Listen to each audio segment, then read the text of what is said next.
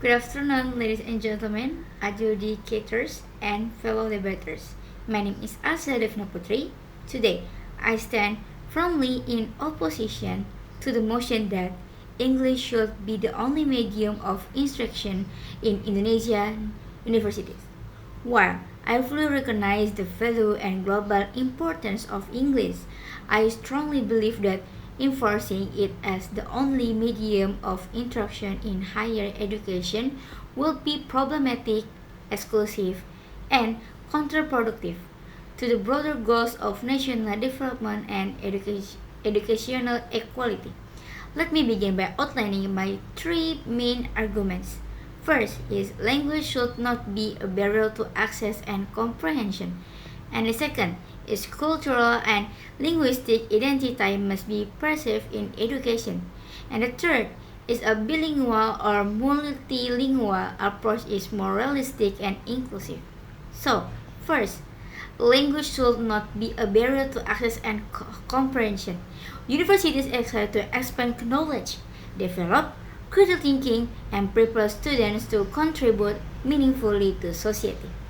However, if English is the only language of instruction, many capable students from rural of economically disadvantaged backgrounds will struggle, not because of a lack of intelligence, but due to language limitations. According to research by UNESCO, students learn best in a language they understand well. Imposing English-only instruction may lead to surface-level learning, memorization without comprehension, and academic disengagement. In a country as diverse as Indonesia, where many students speak regional language and learn English as a foreign language, making English the sole medium within the educational gap between the privileged and the underprivileged. And the second, cultural and linguistic identity must be preserved in education. Language is more than a tool for communication, it is the carrier of culture, values, and worldview. By mandating English as the only language of instruction, we risk diminishing the role of Bahasa Indonesia, which is not just a national language but also a symbol of unity. In our diverse archipelago, furthermore, many important academic discussions, especially those related to local issues such as environmental management, indigenous knowledge, or regional development, require an understanding of local culture and context. English-only instruction may lead to the alienation of these subjects, weakening their relevance and undermining their contribution to society. And the third, a bilingual or multilingual approach is more realistic and inclusive.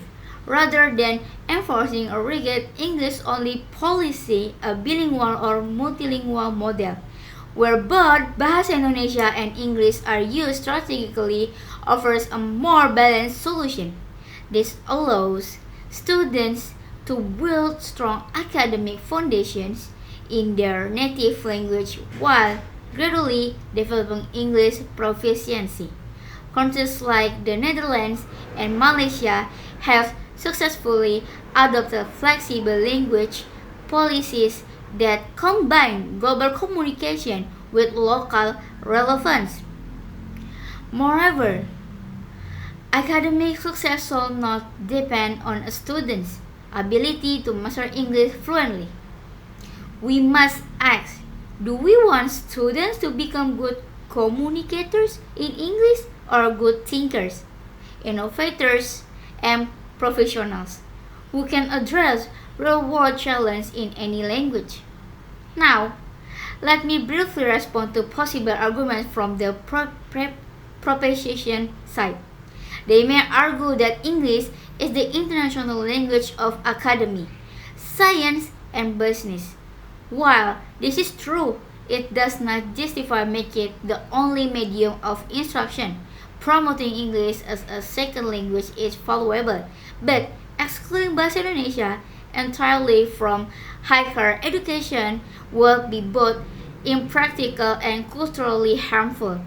They may also claim that English-only instruction will improve globally competitive countries such as Japan, Germany, and South Korea teach international language at the university level and only integrate English where necessary.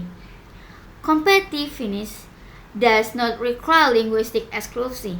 So, in conclusion, while the mastery of English is undoubtedly beneficial in today's globalist world, enforcing it as the only medium of instruction in Indonesian universities is neither just nor effective.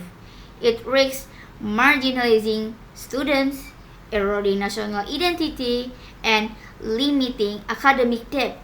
A more inclusive, flexible, and context-sensitive language policy is the key to true educational progress. Let us not confuse the importance of English with the exclusion of our own language and people. Educational should empower, not exclude. Thank you.